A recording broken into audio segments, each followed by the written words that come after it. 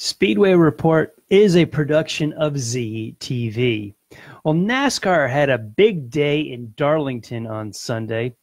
Short tracks are creeping back into the picture, but slowly, and this would have been a day to look at the Indy 500 grid. All this and more coming up. Welcome to Speedway Report, Monday, May the 18th. 2020, from the shores of Lake Norman in Race City, USA, Mooresville, North Carolina. I'm Patrick Reynolds, and thank you for joining the fastest half hour in racing. We are continually working on upgrading our equipment through the pandemic. It has actually slowed us a little bit, so I appreciate everybody's patience, bearing with us as we work our way through Facebook Live, YouTube Live. We need some equipment upgrades. It's very difficult to do right now. I will not bore you with the details. I'm thrilled to appear to be live on Facebook this evening, May the 18th. I hope we are anyway.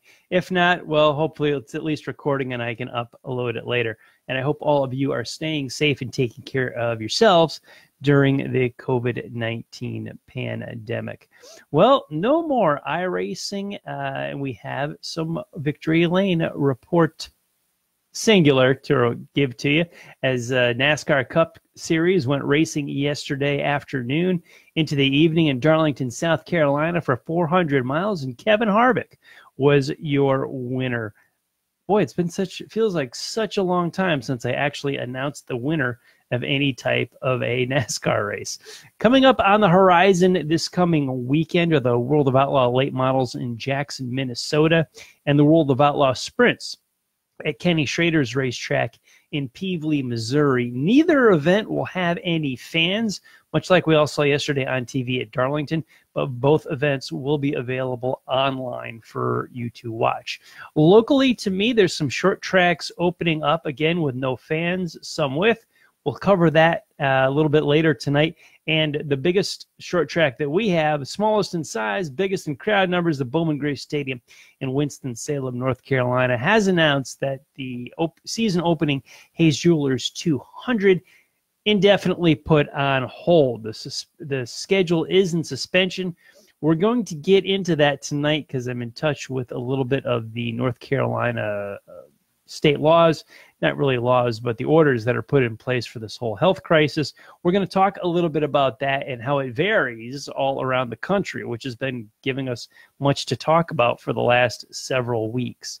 But let's get to the action at Darlington yesterday. South Carolina, the Lady in Black, the home of the granddaddy of them all, NASCAR's first super speedway, run without any fans yesterday. And you can make all the jokes you want. Just like normal, no fans. Yeah, you're not funny, dude. You never were. It's a bad joke, not original, pretty predictable, and not true. But the grandstands were totally empty yesterday. I did watch it on TV. Strange-looking sight, because we've seen many tracks where we go, ooh, yeah, fan count's down, fan count is weak.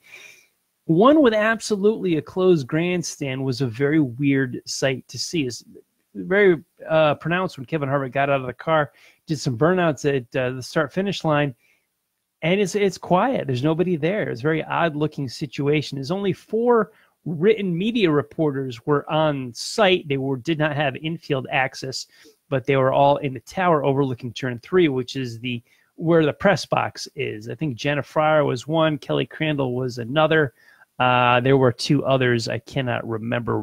Matt Weaver will be on hand for the Xfinity race and the Cup race coming up during this week. But there was no infield access. Regan Smith did a yeoman's job for Fox Sports on TV, roaming up and down pit road, as he had no PR help, no spotters, no radios, no guidance at all. He just had eyes and ears on his own. And he looked around, tried to find the story, and deliver those interviews and information as best he could. Big hat tip to Regan Smith for his work yesterday. But in the big picture of things, this was a big moment for NASCAR as they somewhat led the way in the world of sports. The UFC was officially the first organization, what I'm going to call the first major league sporting organization to come back. They had some events Saturday night.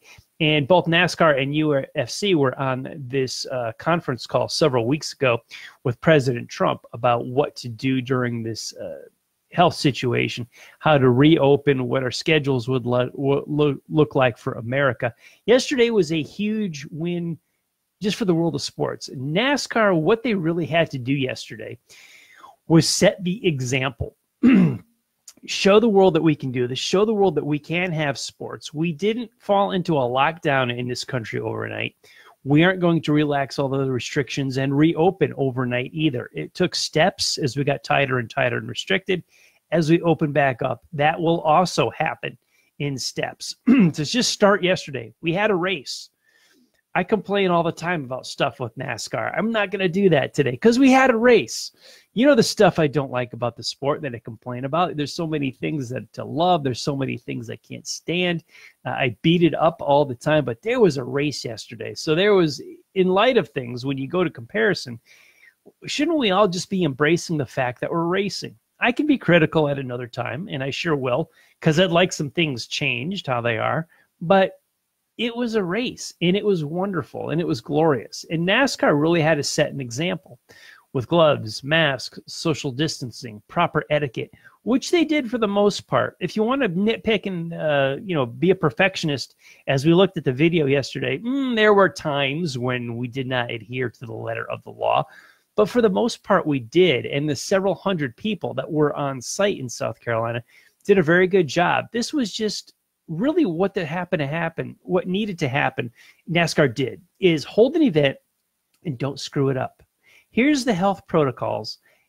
No fighting. Don't break the health protocols. Have a race. Do an event. You know, we have pit stops and stages and cautions, and there were crashes, and we ran this race, and it was good. It was a wonderful thing, and it showed the sports world that sports can take place. Not how we usually do things, not normally, but they can occur, which I think gave so many people a glimmer of hope, some positive energy, something. They set an example. They took the health protocols seriously. There were heavy fines if you did not. There was not an option. Those masks and gloves, those were kind of like pants yesterday. You're going to wear them, and that's that. There's no or else. There was no or. There was no option. You were going to adhere to all of the social distancing and health protocols go in place. Now, as I was on a conference call earlier today, and somebody was telling me about his timeline, like in his social media, and he said so many people were complaining about the masks yesterday that were on air in Darlington, South Carolina. And he admitted his timeline was filled with good old boys, and which I'm a proud Southerner, transplanted Northerner, but I consider myself a proud Southerner. He admits his friends group, because he's a native Southerner, were the good old boys, and a little bit of that rebel spirit came to light, and a lot of his folks were complaining about the masks, how stupid they look, how stupid they sound. And one of the best responses to all this that I don't think he saw, but what I saw, was from, of all people, Regan Smith's wife. And she pretty much says, look, like I said earlier, the mask wasn't an option. It wasn't if you feel comfortable. If this, if that, there was no options. You will wear a mask, and there's going to be a huge fine if you do not. So she welcomed anyone that was critical of how stupid, air quotes, stupid Regan looked, to go ahead and pay the fine. Go ahead, and you could take the mask off. What I saw yesterday was, I admit this is secondhand information with the masks. What I saw yesterday, and I thought it was glorious, was so many first-time NASCAR fans. They joined the action. They said, hey, excuse me for my stupid questions, but this is cool. But I don't know what's going on with everything. Give me a favorite driver. Who should I root for? Why should I root for them? What's going on? I don't really understand everything, but it was so neat to have all kinds of first-timers. There was a woman with the WWE. He was admitted she was watching NASCAR for the first time. There was a producer for the NBC Today show in New York, admitted him watching NASCAR for the first time. I welcome these people on board. It was fantastic to see them, fantastic to have them. And in a case like that, I'll admit there are no such thing as a stupid question. In life, yes, I do agree that there are such things as stupid questions. But when you're a first time to a racetrack, this can be very confusing. When we are in school, we play baseball or football or some sort of sports in gym class, but we don't really play auto racing in gym class or in PE growing up. So the fundamentals of it aren't explained to those that don't follow the sport. There's a lot of nuances and particular details that really are not apparent. Most people know, you don't, if you don't have to follow the sport to understand 3 strikes are out in baseball. A touchdown in football is worth 6 points, but not everybody's going to know what a stage is in the cup race and why they do it and when they do it and what's that mean. Why are they coming down pit road and why are these guys working on the cars? These are basic questions that I get from a first-time viewer. You're not going to know the answer to, so go ahead and ask them. I was thrilled that you were a part of the broadcast, all these people, and it was good to see so many people within the industry, as track sponsors, inviting these folks back again, that if you wanted to come to a race in person, wanted to take a trip, we'd love to have you as a guest. I thought it was fantastic. And the overnight ratings came in where about 6 million people watched the Darlington race yesterday. Stronger than their ratings have been for several years. However, I didn't know what to expect, but for some reason I thought the numbers would even be higher than that. It wasn't these monster off-the-chart ratings, but a very strong, healthy rating for yesterday's race with about 6.5 million people tuning in. So what did you think?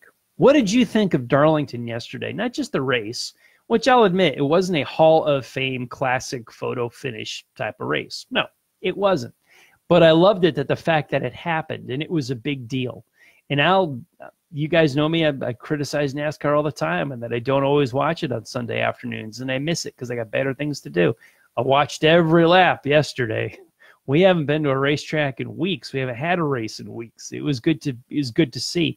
So what did you guys think? Type it in the comments if you want. I want to hear what you thought of the race with no fans, the race itself, the protocol, what NASCAR did. I thought it was fantastic that they led the way in the world of sports to reopen America and at least have some sense of normalcy return from them.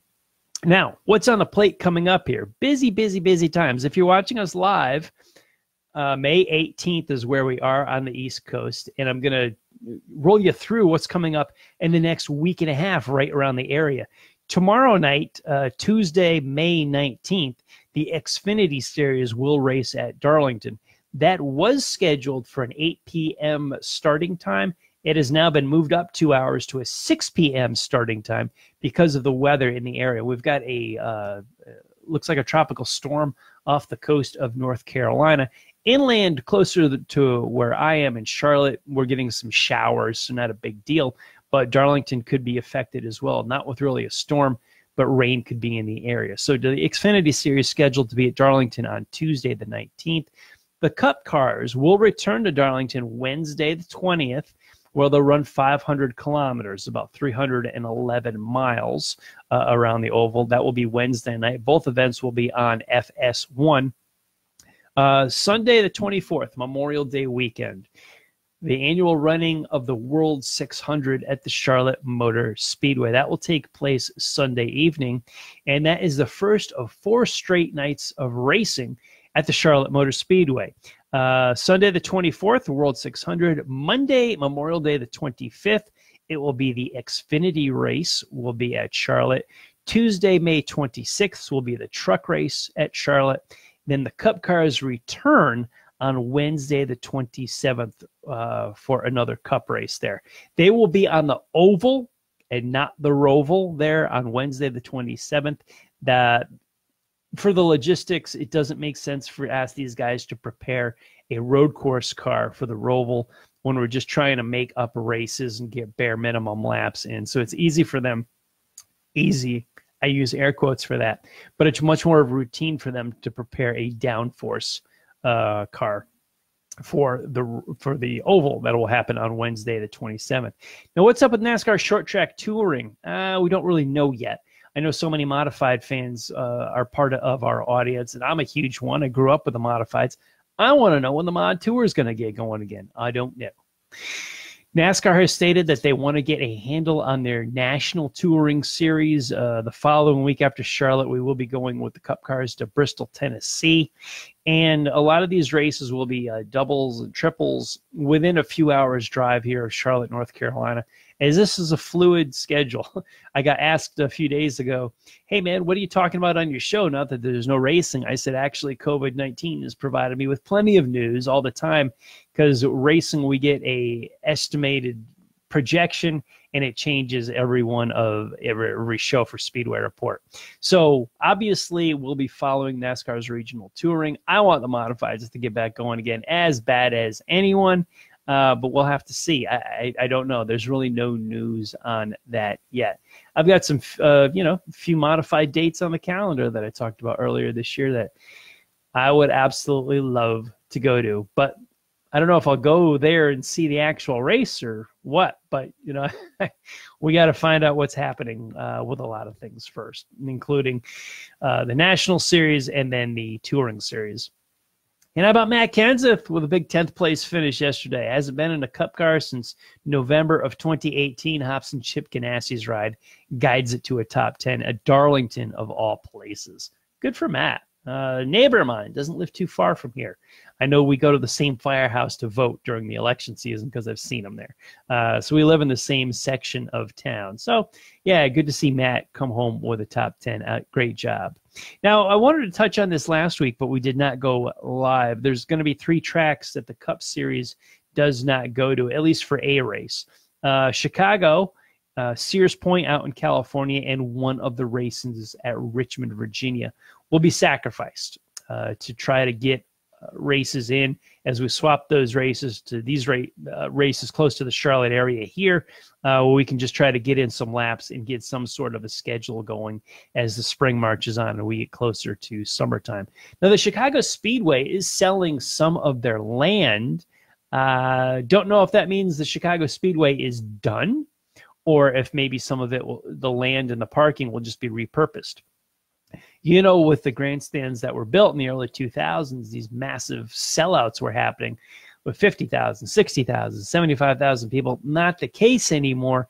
A lot of that land that could be used for parking and camping sold off, could use for another purpose and maybe be a revenue generator for the Speedway. So to say the Chicagoland Speedway is out and will not be back, I doubt that.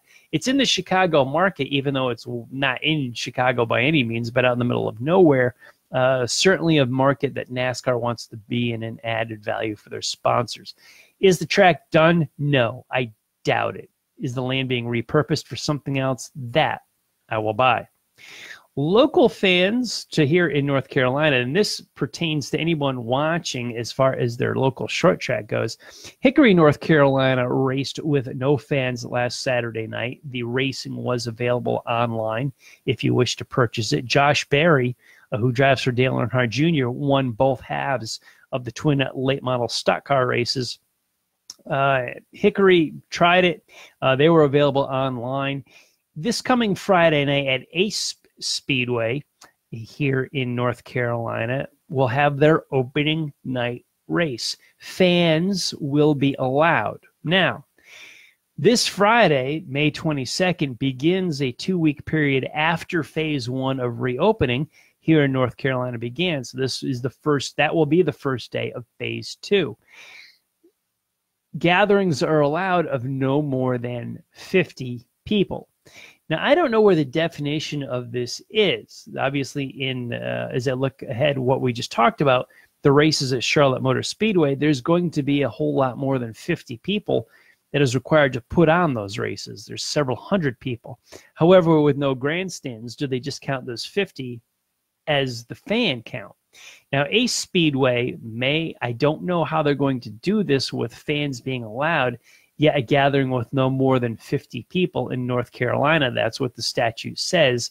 At the moment, Ace Speedway says that they are going to open up as well as allow the fans in and see what happens. I'll try to look it up and get some information on this, get some data, do some research, I'll be darned. It's very tough to pin down what our orders say, what the phase 2 exactly says for details, and what a Speedway is planning. So I'm having a difficult time getting the details of this.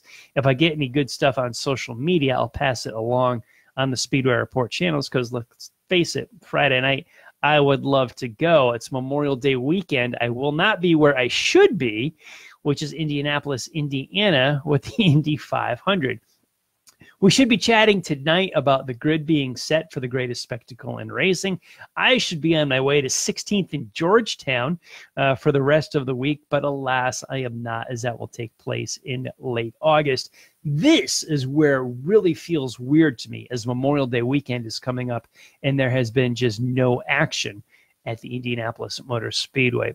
Now, the town and the neighbors and the folks that I know up there are still putting out their decorations. It's kind of like Christmas up there in Indianapolis. They're putting out their decorations, their welcome race fan signs, their checkered flags. They're still celebrating. It's sort of like when December rolls around, a little bit of the Grinch and Christmas. Grinch takes the presents, it's still Christmas. And May in Indianapolis is still May in Indianapolis, even though you don't have the race. So it's a big time. It's a very unusual time, that just how things are, the tradition of the calendar and what things are, what things should be. And yet here we are looking at Memorial Day weekend coming up, and there will be no Indianapolis 500 this weekend. A couple of weeks ago, we raced on a track that no longer holds races, that the North Wilkesboro Speedway had an iRace, and it certainly stirred some interest in this track. The young crowd I get hasn't had much experience, as the place has been closed since the early, let's say, I think 2011 or so was the last late model race that ran there. And as far as NASCAR Cup is concerned, the Winston Cup Series last race there in 1996. I have been there. I've seen the Cup races there. I've seen the modified and the late model races there, and I used to watch it on cable TV in the 1980s. Wonderful track if someone could buy it, invest it, and I'd love to see it, bring it back to life. Don't know if it ever will, but I'd love it if it happened. And it's a couple weeks out. We do want to say, send our thoughts and prayers to the family of Larry Curry, who we lost since our last show 2 weeks ago. He was an IndyCar Series crew chiefs, and he had a few strokes in the past couple of years. He was the guy, Larry Curry, as the crew chief, he is the guy that convinced John Menard to hire Tony Stewart for the Indy Racing League when they formed in 1996. Tony was a USAC Triple Crown champion, went to the IRL. He fit the mold that Tony George wanted, with an all-oval series and promoting guys from short tracks up to IndyCar racing. That launched his career to a national stage. Wow, how the world of racing would have looked different if it wasn't for Larry Curry talking to John Menard into hiring Tony Stewart. We also lost Southern short track legend Monk Tate since our last show. Often a teammate to Sam Ard here in the Carolinas, sportsman driver, modified driver, and still owned a late model stock car team. God, rest in peace, fellas. Both of them, Larry Curry and Monk Tate, added so much to auto racing over the years. In tribute to Dave Despain and Motor Week Illustrated, I'm going to give our racer of the week.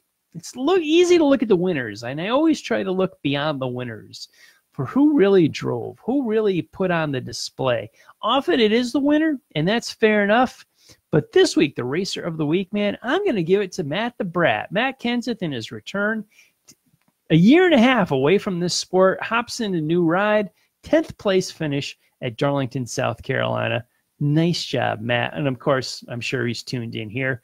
Hey, that's why that's why Darlington scheduled races for Sunday, Tuesday, and Wednesday of this week. They didn't want to mess with Speedway Report. Remember when the Daytona 500 was run on a Monday night, and I'm sure I put a dent in their ratings in 2012. Remember that? Yeah. Fox is still mad at me over that one. Everybody, in between our broadcasts, keep up on the world of racing with SpeedwayReport.com. We've got all of our archived shows there, and we're on social media. Give you the rundown here on Facebook. It's Speedway Report with Patrick Reynolds and Racers Reunion. On Twitter, the show handle is at Speedway Report. Mine is at Speedway Pat. And you can also catch up to us on racersreunion.com and go to the forum there. I want to thank all of the military past and present for the freedoms we enjoy as Americans in our daily life, including the simple things like bench racing right here on a Monday night. Freedom is not free, and a veteran paid that bill for us. To all of the men and women who are defending freedom and watching Speedway Report, you take care of yourselves and come home soon. And so emphasized in this time of this health crisis, a special salute to the school teachers, school staff, firefighters, police officers, and paramedics in our own communities. They are quiet and modest heroes every single day. God bless and thank you. You have been watching Speedway Report from the shores of Lake Norman in Race City, USA, Mooresville, North Carolina. Please like our Facebook page, Speedway Report with Patrick Reynolds, and you can follow me on Twitter at Speedway Pat. Now, on the Drag Racing List Facebook page next is Drag List Live. You join Bill Pratt and John Bockelman with Drag Racing Talk at the top of the hour. Just head on over to Drag Racing List right here on Facebook. Now, I'll be back live here on Monday, Memorial Day, May the 25th. I'm usually off that night every year because I'm driving back from Indianapolis. There's no Indy 500 to go to. I'll see you next Monday. We'll have the latest report on scheduling within the industry because everything I told you may have changed by next Monday. And we'll get you the recap of the Charlotte 600. Thank you all for watching. You take care of yourselves, and please take care of each other. I'll see y'all next week.